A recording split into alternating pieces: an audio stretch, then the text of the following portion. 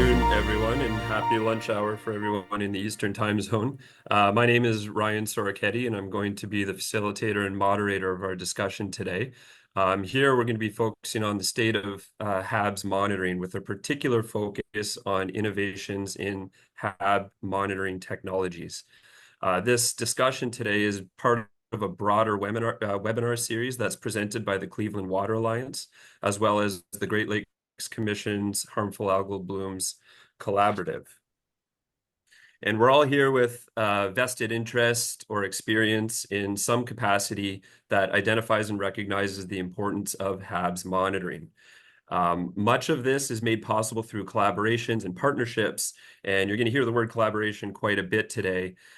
Just in terms of the Great Lakes Commission's collaborative, this was started in 2015 to really get at that and bridge the communication gap that may exist between scientists, decision makers, policymakers regarding HABs and research that is conducted in the Great Lakes. This is done through multiple forums and venues, including conference sessions like those that are hosted at the International Association for Great Lakes Research, various newsletters and publications, webinars such as this. But the fabric of this is that the collaborative really works to improve communication through a common agenda addressing the science and management needs for that region. And that's why we are all here today. As mentioned, my name is Ryan Soroketti, and I'm a Great Lakes research scientist with the Ontario Ministry of Environment, Conservation and Parks. I'm a Great Lakes ecologist, and my experience and background in the HABs world really spans from monitoring nearshore areas for algal populations within the Great Lakes. And then our office and group also undertakes various research studies to get at more mechanistic and process-based questions that are related to harmful algal blooms. I am the new Canadian co-chair for the Great Lakes Commission's HABs Collaborative, and I'm very excited to be in this role and bring some of my knowledge and expertise to the table in that capacity. And I'm also very much looking forward to working with Janan Karbash at the University of Michigan, who's my complementary US co-chair. And through this, we'll be working with the HABs Collaborative over the next 2 years in various forms and formats. But today we're here to have an open discussion and a broad discussion with some panelists or experts in the fields of HABs monitoring, particularly with those related to various technologies. And if you're not sitting in front of a computer and you can't see the image that we have on the screen right now, I'll mention that those panelists are Igor Mergen, John Higley, Chris Lee, and Tom Bridgman. I'm going to call on each of you individually in just a few moments to speak to some of your experiences and introduce yourself. But I first just wanted to highlight that throughout this discussion, you can submit questions through the Q&A box that you can find at the bottom of your Zoom screen. If you just bring that up and type your question into the box, I'll be monitoring this frequently throughout the discussion. And then at the end of our time here today, with 10 or 15 minutes left in the session, I will move everything in towards a question and answer period, and I'll be going to this chat feature here in the Q&A box to bring those questions forward to our panelists. If there are any issues with that, just send me a message on the side and we can see if we can get you sorted. And just before we get started, and if you're not going to be here towards the end of the presentation when I plan to pull this information slide back up again, as I did mention, this is part of a broader webinar series that's held by the Cleveland Water Alliance and the Great Lakes HABs Collaborative. The next one will be on Tuesday, October 17th, and the focus of that will be on innovations in nutrient monitoring technologies. And then the QR code is there that you can scan to either register. If you registered for this session, you may get information emails that will allow you to register through there. And there's also the website that is presented at the bottom there, if you can copy that down and join through there. So what I may do at this point is stop sharing my screen, and we are going to open the discussion. And the first thing I'd like to do is I'm going to call on each of the panelists individually, and I'd like you to just introduce yourselves, provide a little bit of background on your experiences working with HABs and monitoring and research technologies. And it'd be really helpful if you could frame some of that discussion in the scope of your work, scope your work in the context of HAB monitoring technologies and what values you are seeing of those technologies to date. So first, I would like to call on Igor. All right, I'll try to cover everything, Ryan, but if I forget to cover something, just yell at me. Like Ryan said, my name is Igor Mergen. I'm the founder of Bloom Optics. I've been working in HABs since my PhD days at Ohio State University. I was always interested in kind of how do we kind of address the issue of harmful algal blooms in lakes that are often overlooked. In ponds as well, in environments that don't necessarily get a ton of grant funding, for example, places outside of Lake Erie. How do we really make monitoring and diagnostic tools and mitigation efforts just kind of accessible to everybody? Um, I started working using just the same old regular stuff that everybody uses, Secchi discs, things like that. Um, all of that kind of field equipment. Did a lot of genetic analyses and saw really the power of that of those technologies as well. But then we quickly realized that we needed something in the middle there between those two. The super rudimentary and the like uber nerdy stuff that grad students geek out on. Yeah, that eventually led to the founding of Bloom Optics with a mission of kind of empowering average everyday people with better capabilities. So Thanks, Igor. John. Yeah, thanks. Kind of build off of what Igor just mentioned and also talk about us. So we do that nerdy stuff, the deep molecular kind of technology. My background is as a molecular biologist. EQO is a biotech company, and we do deep molecular analytics on nucleic acids, so DNA and RNA. We've done HABs monitoring from both a perspective of, okay, what is there? What are these cyanobacteria that are living there? And then also, what are they expressing? How much of this toxin that we're concerned about are they expressing? And then also looking at the whole community, we do whole microbiome analytics to figure out what is the family, what are the other bacteria that are in the environment, how might they be interacting with each other?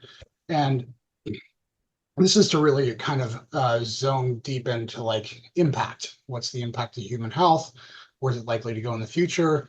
Are some of these relationships between bacterial populations, can that allow us to predict? Those are the kind of questions that we answer, and that's the kind of work that we've done a lot around toxin expression and population dynamics of cyanobacteria. Excellent. Thank you, John. Tom. Yeah, thanks. I've been working on Western Lake Erie, one of the hot spots for HABs over 20 years now, and seen development of a lot of techniques.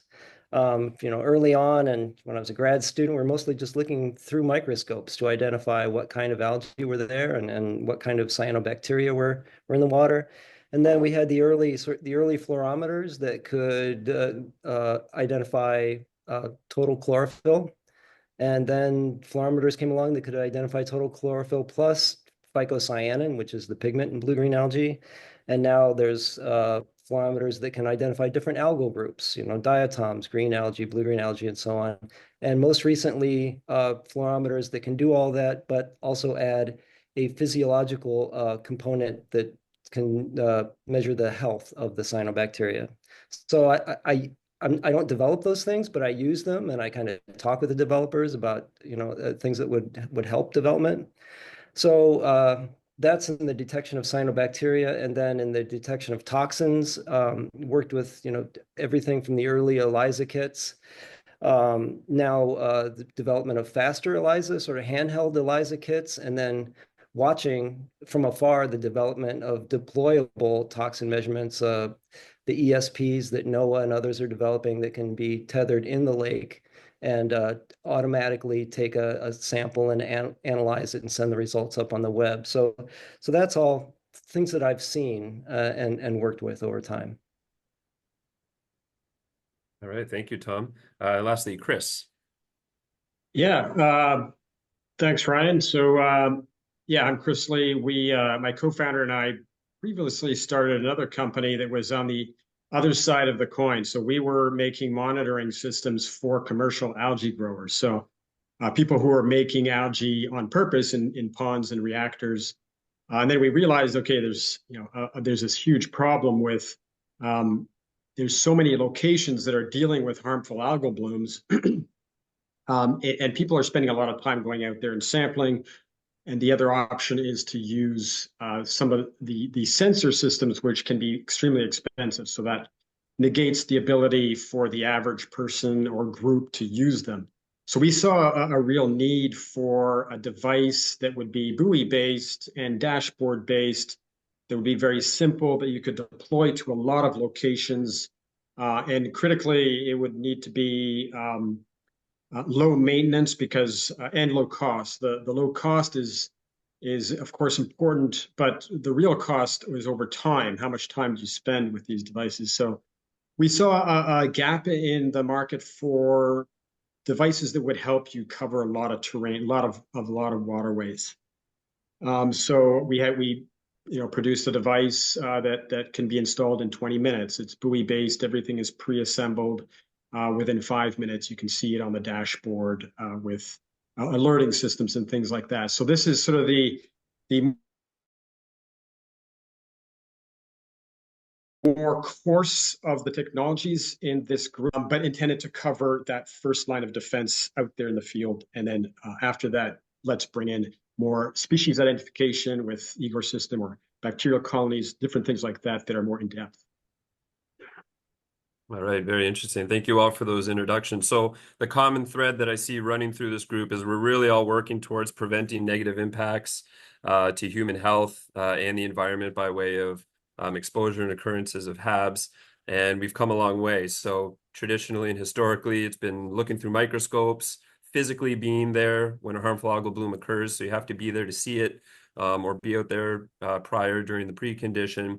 And it sounds like everybody's working a little bit towards being in more places for longer periods of time and really enhancing that spatial and temporal timescale that we can have the ability to sort of monitor, research, and respond to harmful algal blooms. So that's all very interesting. So thank you again for those. What I'd like to turn the discussion to at this point is some of the challenges and current limitations that impacts of emerging HAB monitoring technologies have. So maybe I'd like to hear some information about current adoption gaps, implementation barriers for the new technologies that you are working to implement, or some technical hurdles that are impeding the scope or progress of data-driven HAB management. So, for example, John, I know that the field of eDNA and eRNA is rapidly evolving. I feel that every time we go to international conferences related to HABs, there's new developments, emerging developments, but it is a very fast-moving field. I was wondering if you could weigh in on some of that related to some of the hindrances or gaps that we might be experiencing still presently. Yeah, sure. I mean, so one, with molecular tools, just like any of the other tools that we've been talking about today and that we will be talking about today, we have to look at all of these as a suite of tools. What are these individual tools good at? What are they not great at? And understand where they play their role. So when it comes to molecular diagnostics, some of the hurdles are really just around education. What is available? What does it actually mean? What does it tell you? So DNA can tell you some things. RNA can tell you a lot more. That's kind of where we specialize. And one of the big issues are I hate to say it this way, but people overselling certain things. So NGS is very popular right now. And it stands for next generation sequencing. You see a ton of people doing next generation sequencing. Next generation sequencing certainly has its place. However, it is not quantitative. Every time you run an NGS, you get a different denominator, so you don't have reproducibility. So you'll run a test that's very expensive, and then you get percentages, and those percentages are going to change whenever you do it again because the denominator changes every time. Just because I won't get into all the chemistry as to why that is, but it's an issue. What it does tell you is a great example of a snapshot of what everything is that's there. And you can then also do that on the transcriptomic side of what is everybody producing. Right? These are great possibilities. These are things that are there. but there are a lot of times where we see NGS utilized where it should not be utilized. And we see qPCR utilized for maybe the wrong thing. qPCR is very quantitative, it's very directed, but it's after like one thing. I know the thing I'm looking for and I want to quantitate that. So we have to understand how these tools work to be able to understand how to best implement them. And there's a educational issue that's largely due to, I would say, unscrupulous marketing, which is a little bit rough to say in my field, as I'm one of those people who markets molecular tools and molecular diagnostic tools, but it is a reality.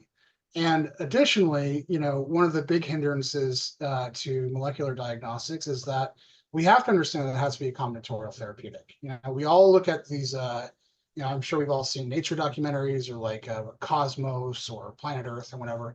You always have that big, zoom out scale of here's the Earth, and then we zoom down and we zoom down, we zoom down, and then we get to this little mouse or whatever. You can zoom down further. You can go down to the atoms, right? So, we're looking at the molecular scale of this area at that point. We need to understand the scope of what that is, what that means, and how it translates to the larger scale. And in that process of zooming in, satellite imagery is important. Fluorometers are important.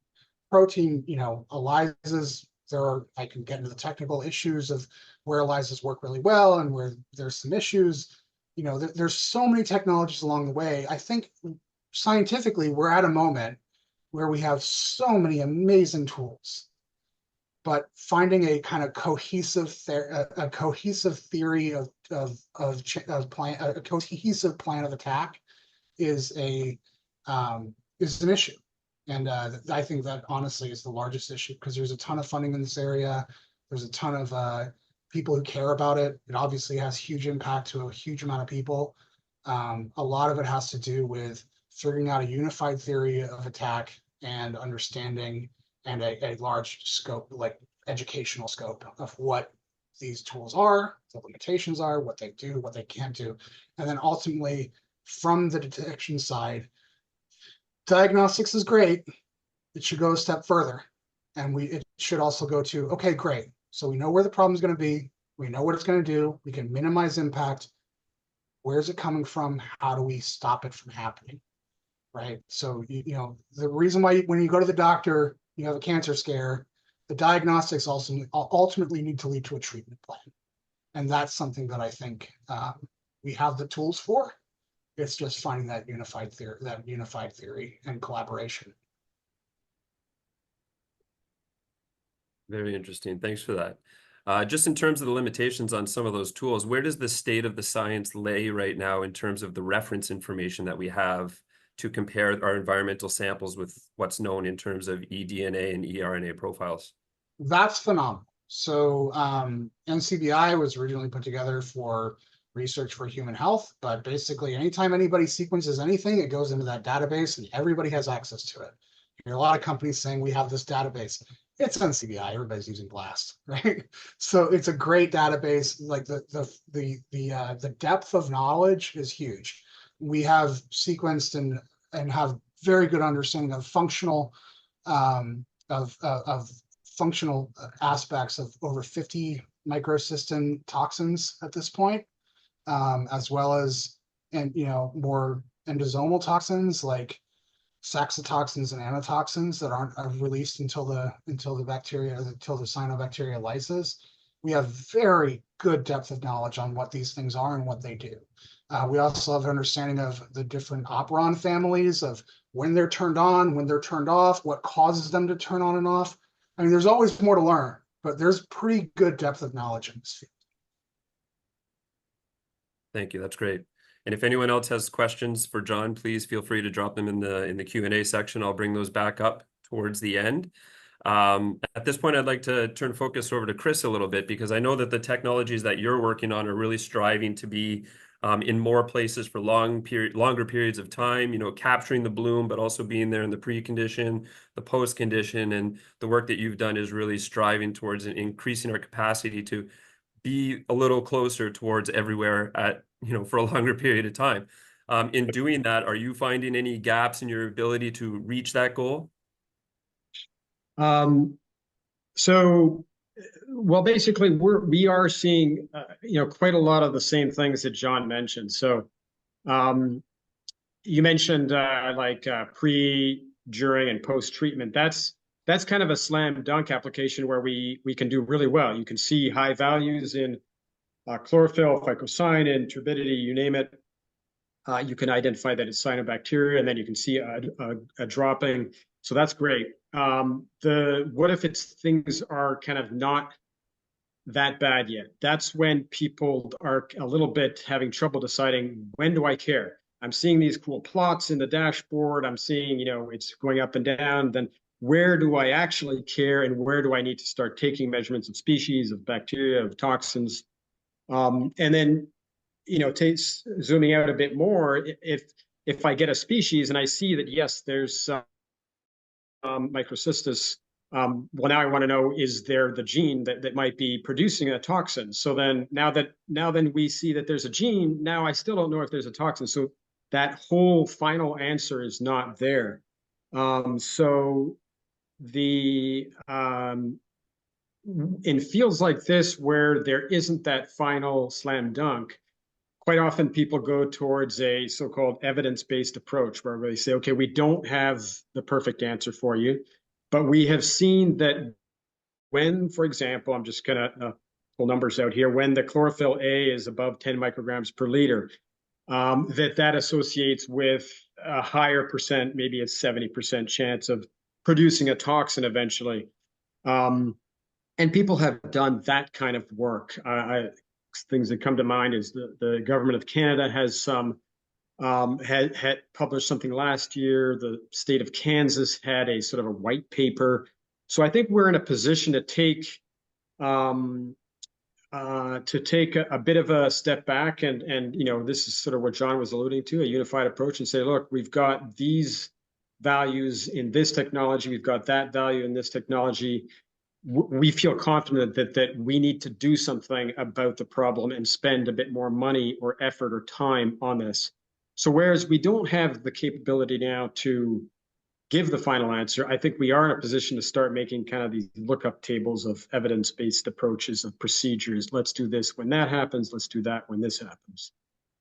I think Tom would be probably a better one to assess whether that's feasible at this time, but that's sort of an idea that I think we're striving towards. Right. And I was going to kind of go there next with Tom, just to ask, I know that you're always, striving and working with the latest technologies and some of the more intricate suites of equipment and monitoring technologies that we have available. And in working with that equipment, are you finding that there are hindrances in your ability to sort of deploy these in strategic areas or use them effectively in HABs monitoring or research? Yeah, sure. It's a matter of scale of resources that you have versus questions you want to answer. It's sort of, I think in terms of like, what's the information you need, and then how fast do you need it, and then how much money do you have to spend? And here I work with I work with mainly with the Toledo drinking water plant that serves 500,000 people. And they do have some money to spend, so they can buy more advanced equipment, and they need to have an answer right away. They need to know things within hours, not days or weeks. So that's when some of the molecular tools take a lot of time, and fluorometry can be fast. So we do fluorometry quite a bit. But the downside is the instrument that we're using, that it does an online algal interpretation about every 15 minutes, puts it on the web. That instrument's very expensive, maybe $35,000, $40,000. You can't buy a lot of those. But for a targeted application like a big drinking water plant, that's the kind of place where those things go. Otherwise you can use the usual sort of fluorometers, put them on buoys, and get a lot of information, but not at the detail that a drinking water plant needs, and not at the same rate that they provide. So and the limitations, even the most advanced fluorometers can't tell you anything about toxin. So that's where what Chris was talking about, you use your past experience, and you start to say, well, if we see these levels of cyanobacteria or these levels of chlorophyll. In the past, it has correlated to these levels of toxin. So you're not, you can kind of infer from the past what you might have now.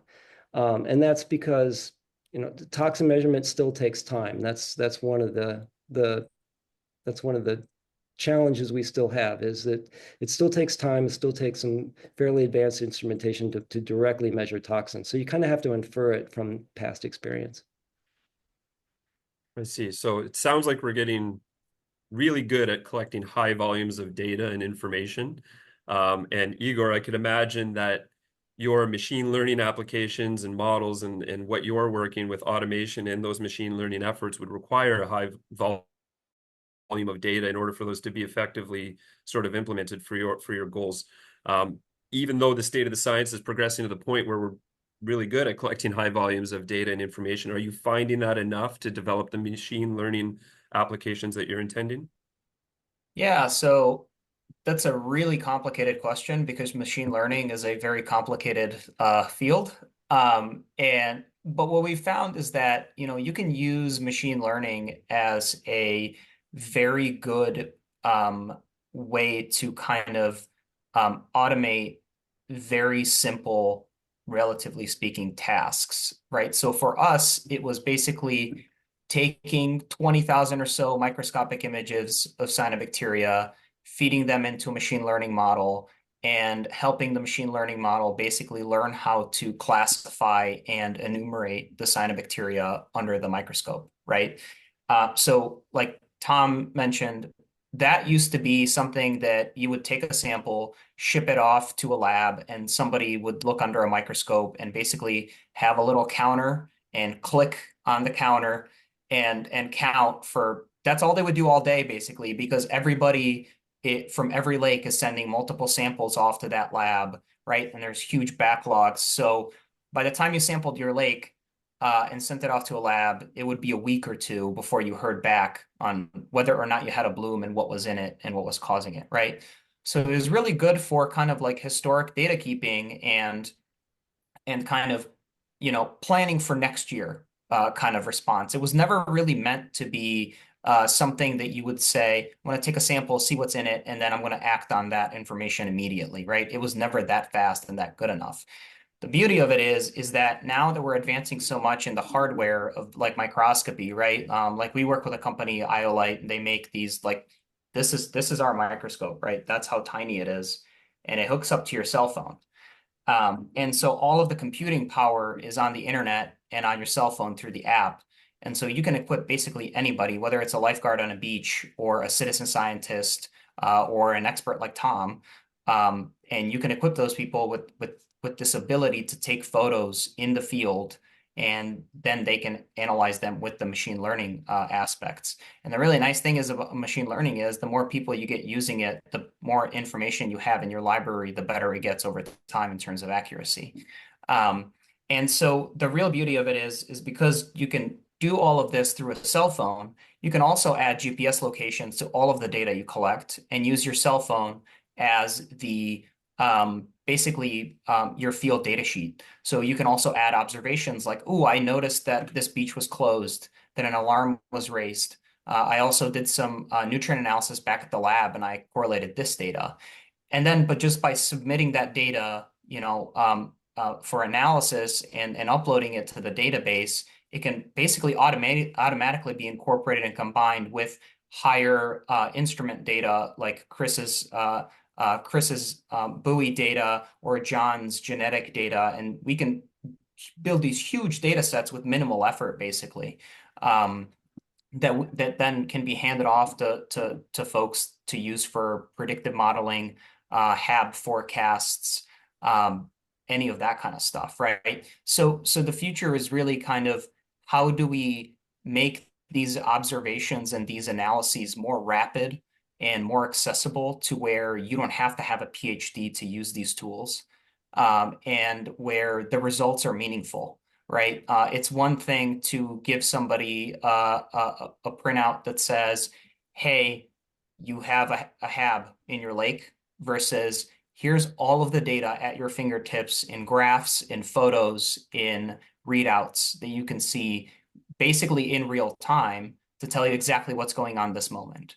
And on the back end of that, by making that much faster and much more accessible, you're increasing the number of data points you can gather on your lake, right? Before we were constrained with how many samples can you collect, how many can you afford to ship to a lab, and how many can you afford to get analyzed, and how many can you afford to send off for genetic sequencing and all that kind of fun stuff, right?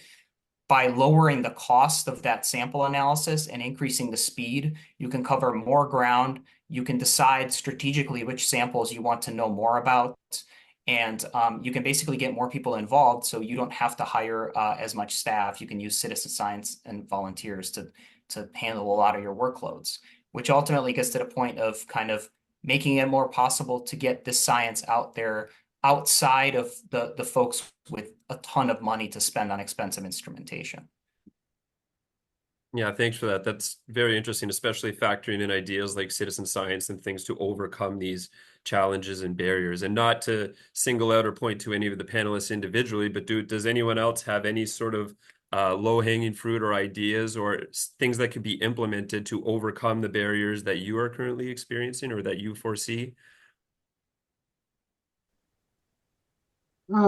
Not low-hanging fruit. I mean, the biggest thing has to be collaboration, because the issue is that, genetic data, as Tom was mentioning, it takes time, especially if you want to do something that's worthwhile. Like, there are ways to do DNA very quickly in the field, but it's not quantitative and it doesn't tell you much, and so really you have to do a little bit deeper of analysis that requires sending it off to the lab. And so since that's not real time, the value of that data comes into what else is it associated with? What other data do we have? Like it's an incredibly important piece. I hesitate to go into all the chemistry of all the different molecular tools, but the point is that there's a lot of power there in determining specifically what toxins are being produced.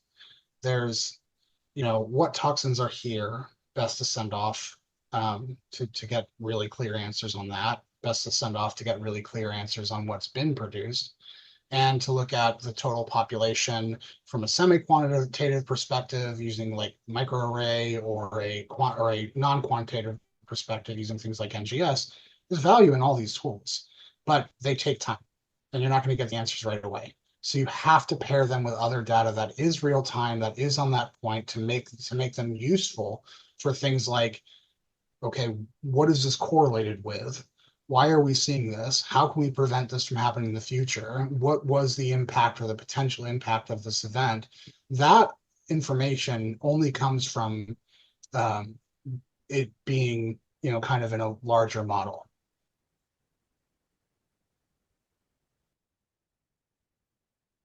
Another thing that comes to mind is I think in some cases you can take that thinking of combining the things a step further. There is potential for putting, for example, species identification on a buoy that's low cost. That's something that we've played with as an idea, and there's different organizations out there that are providing grants. We have a NOAA grant recently. And I do think that some of this stuff, imagine that you could have a buoy that was doing species ID, and then you created this sort of evidence-based table that said, if you have this kind of algae and this concentrations, now we're starting to be a little bit more confident that this correlates with a problem. No, we don't know the toxins yet. Now, maybe, going even further ahead, there will be something real time for that. I wouldn't be surprised if that happens at some point, though I'm not the right person to ask that question to. But I think combining technologies, some of them can be combined in the relatively short term, talking years, not decades. The other aspect that comes to mind is integration with treatment modalities. And I'm sure there'll be a panel that's going to talk about that maybe in more detail, but there's a lot of new modalities for treatments coming out. In the past, when, if you ask someone, do you ever treat your lake or your reservoir, the answer is, oh, we can't use copper. No, we don't do any treatments. Well, there's a lot more than copper coming up now. There's nanobubblers, there's encapsulated other products, there's ultrasonics. The results at this point are mixed, and sometimes we're not sure yet about them, but it's clear that some of them are getting much better and are going to be very effective, including scale. And so as we get to that point, then we can start making really good overall decisions. Like, you've got this evidence-based idea of the likelihood of a problem, like a predictive risk index. And then you've got that matches well for this location. You're not allowed to use copper. Here's another option for treatments. Getting to the point where we have a big picture, including the solution. And obviously, the real solution is prevention in the first place. But that's yet another whole can of worms. So that's where we're trying to come in. Understand those kind of things before it happens. Yeah. Okay, thanks, Chris.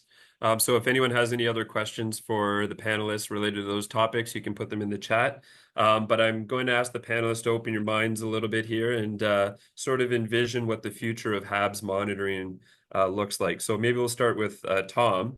How do you envision the potential ultimate impact of the current and future of HABs monitoring technologies? Oh, you're on mute, Tom. I sneezed earlier, so I had to mute myself. Yeah, I can see advancement along a lot of different fronts. I'm excited about the sorts of things that Igor is doing with the optical identification of different phytoplankton species and kind of artificial intelligence, quantifying them, and I feel like it's come a long way. The optical techniques were not so good until very recently, but I think they're advancing very quickly. And as Chris said, we might even be able to deploy those out on a buoy or something. That would be fantastic. I mean, other advancements are, I think we are making advancements in sort of the toxin detection. There are kits now that can be used by a citizen scientist. And it's sort of a miniaturized ELISA on a chip sort of technique. They still have limitations, though, in that in order to measure toxin directly, you have to break open the cells and release the toxin into the water so that it can react with the enzymes. So there's that sort of freeze-thaw sort of step that's involved in ELISA toxin measurement is still kind of a barrier. You can't just go down to the beach and take a toxin measurement unless you have a can of liquid nitrogen or something with you to do some freeze thaw. So that needs to come along. And then at the high end, there's the kind of stuff that NOAA is doing, and I see Greg Doucette's on the call, and he knows, he's the expert on this, but they are miniaturizing the ELISA techniques, are similar to ELISA, and putting them on instruments that can sit on the bottom of the lake and take a measurement, or even be put on a sort of torpedo type device and travel around the lakes, taking samples and performing ELISA measurements on them. And that's really interesting. Of course, that's very high end. We're talking millions of dollars at that point. And then one of the things that's come about recently is a new interest in the form that toxins are taking, especially are they in the cells or are they outside the cells? And that's a real concern for people living along lake shores. If cells are breaking open, that can lead to aerosolization of toxin. And so people on boats and people living along the lake shore can breathe in the toxins. Also a big concern for water treatment plants. If the toxins are outside the cells, now they are not getting filtered out. They're going right through the water treatment plant, and they have to be destroyed by adding more chlorine or ozone or something. So that's fortunately, some of the instruments I've been working with have capability to detect when cyanobacteria cells are breaking open and in real time. So that's really useful if you need to know that in real time. So all of those ways I see sort of the rapid detection of blooms and their toxins are advancing. Great. Yeah, and I think that sort of parlays naturally into some of Igor's work, right? So I was just wondering, where do you think the future of HABs monitoring is going with if our ability to improve on these technologies persists?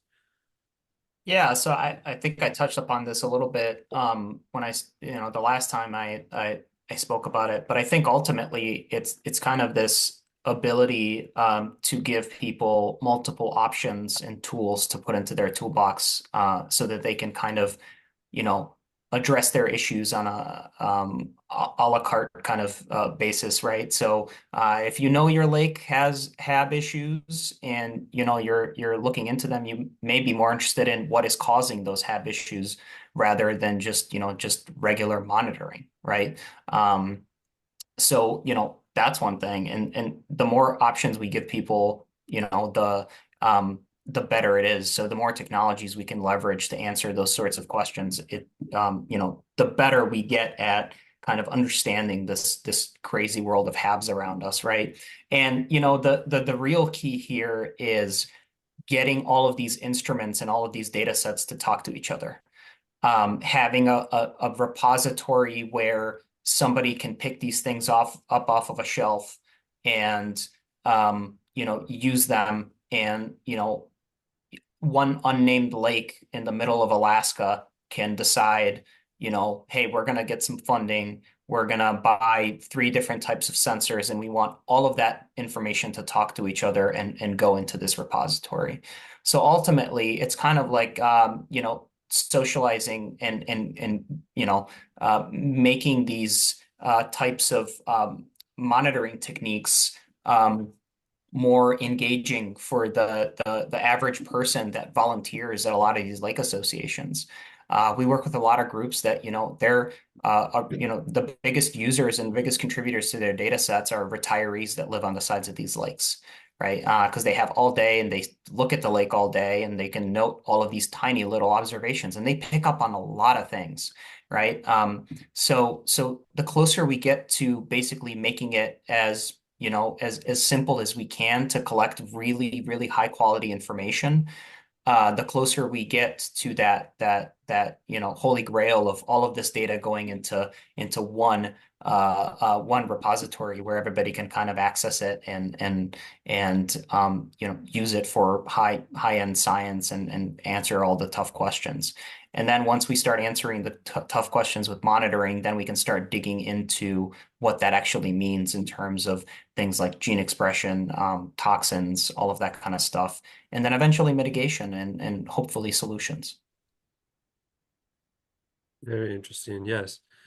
So Chris, and it sounds like as you're developing and optimizing these buoys and those networks for strategizing around where and when and what you're detecting, what's your long-term vision? What do you see in terms of the practical application of these systems, who's using them, and some of the long-term benefits that we can see or expect in the future?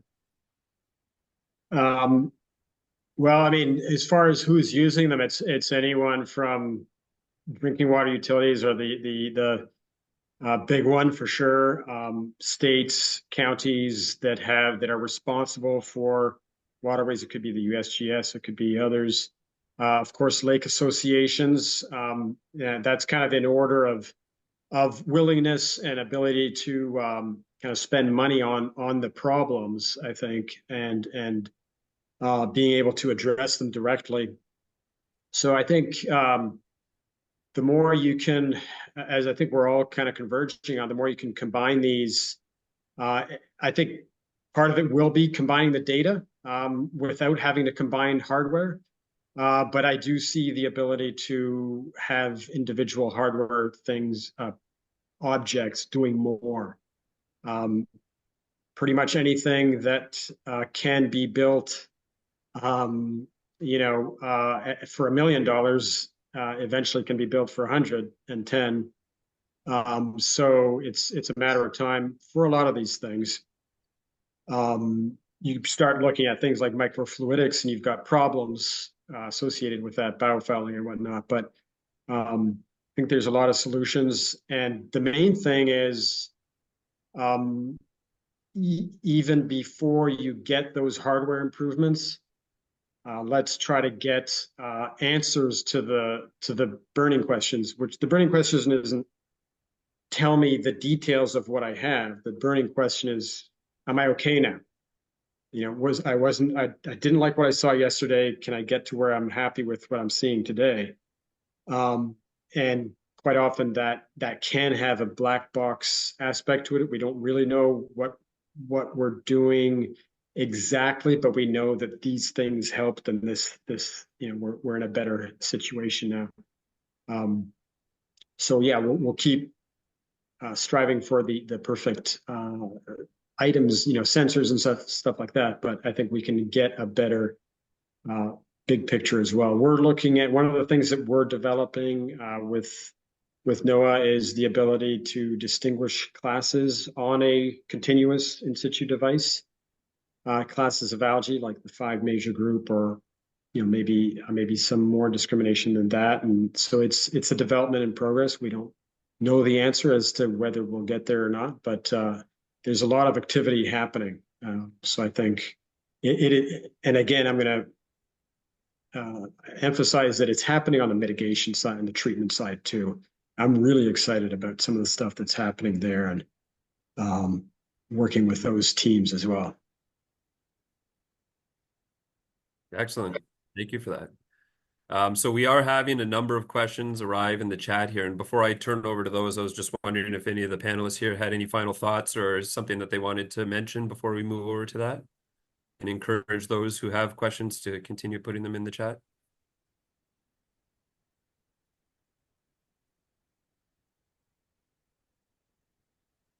Okay, so opening up the chat here, I do see a question for John. So John, do you know of any cases where this wealth of understanding into toxic gene regulation and expression has been or can be applied to modeling and prediction tools? Yes and no. So yes, we've done this kind of modeling. I can't talk about some of the specifics. One of the issues is that we're the only private company that does environmental RNA. You know, from a lab perspective, we always talk about DNA to RNA to protein, right? You know, that's your basic bio 301. DNA is the good, the bad, and the ugly, right? DNA is good, it's super easy to work with, it's very stable. RNA, you look at it funny, it falls apart. You basically have to turn it into DNA to be able to work with it. And proteins are just ugly.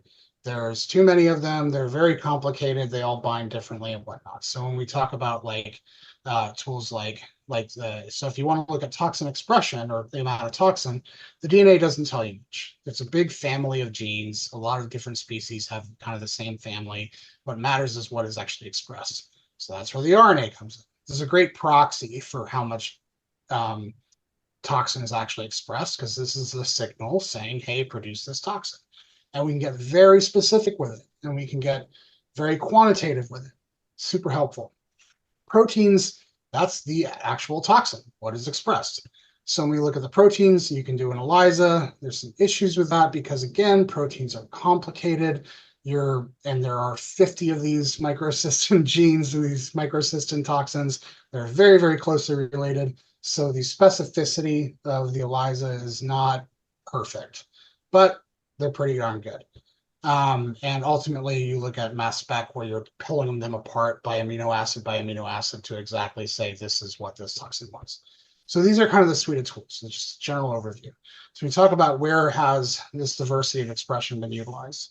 So in Austin, they never had Lake Travis and Lake Austin never had a toxic algae bloom for any, in known memory, until there was a zebra mussel infestation. It changed the ecology of the lake pretty significantly.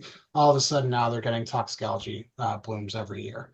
So there was a lot of analysis of what those were, how much toxin they were producing, where were they, figured out focus areas for that. And that was utilized to predict or to strategize where to put focus. And then a few years ago, it was 2021, 2022, there was that big crazy ice storm that came down to Texas that had never really happened before. Thank you, climate change. And all of a sudden you have this massive freeze effect. It was in February. I was living there at the time. And then all of a sudden there was a very unexpected toxin bloom, we had some dogs die and things like that drank the water. And it was completely unexpected. It was the middle of February. But what happened? Like Tom was saying, these cyanobacteria now are broken apart. And it was an antitoxin A and then a subunit of. And that was another thing that now all of a sudden we got to look at antitoxin production throughout the winter and summer months to predict the severity of these kind of things. We did another project with a municipality. I can't get into the details of this because they want to keep it tight to close to the vest, and that's the client's prerogative, so I have to respect that. But this was another one kind of looking at nutrient loading, where the nutrient, basically looking at where, kind of the what was causing the blooms, right? What was the nutrient loading coming from, specifically around like fecal contamination, and then analyzing that, collating that with some public health issue bacteria, correlating it with cyanobacteria, and collating with taste and odor bacteria families, and then determining kind of the root of that problem. That wasn't a prediction. That was like what do we tell these people? But ultimately, these tools have to be implemented over a long period of time to get to where you can really create a full predictive model. And that has not occurred yet. And hopefully it will eventually, but it's not there fully. So we have some examples where it's been implemented with some success for mitigation purposes. We have good knowledge that it works the way that it's supposed to work, but the full implementation of where this could go or should go has not occurred. Okay, great. Thank you. And I think that addresses one of the questions also in the chat about understanding what triggers toxin production and pointing that since it's at the molecular level, whether transcriptomic techniques are part of the answer and the possibilities that exist. Oh, yeah. There's like 12 operons that are Yeah. all impacted by different environmental factors. There's 3 that go 5 to 3, and the other ones go the other direction. And which genes those are turning on, that varies by species and ecological impact factors. And that's an area where we have some good information, but we need to do some more research on. But that's on the academic side, not on my side. Okay, thank you for that. I'll pose a broader question to the group. No one in particular, if you have some experience or ideas on this, it would be great for you to weigh in. Is there any information to help farmers deal with drought conditions, harmful algal blooms, and build dugouts on the farms to grow crops? And are there impacts on nearby surface waters and rivers, creeks, et cetera?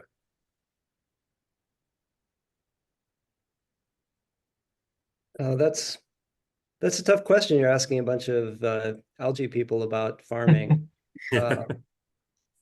But there can be impacts, especially if there's a large rain events. If farmers are using manure and there's large rain events, and the manure gets washed into nearby ditches and streams, it can create anoxic conditions that then kill the kill the fish and organisms in a stream. So manure runoff is definitely a problem.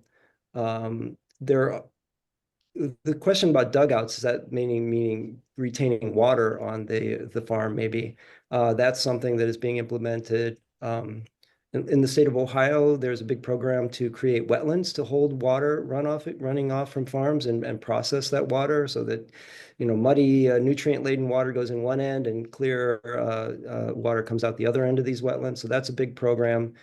There are programs for farmers to be able to turn off their tiles in this part of the country. There's a lot of tile drains under farmland so that they drain, but those can be turned off at some times. They don't always need to be on because you don't always need to drain the water off the land. So there's a lot of different agricultural things, a lot of research in this area too by agricultural academics.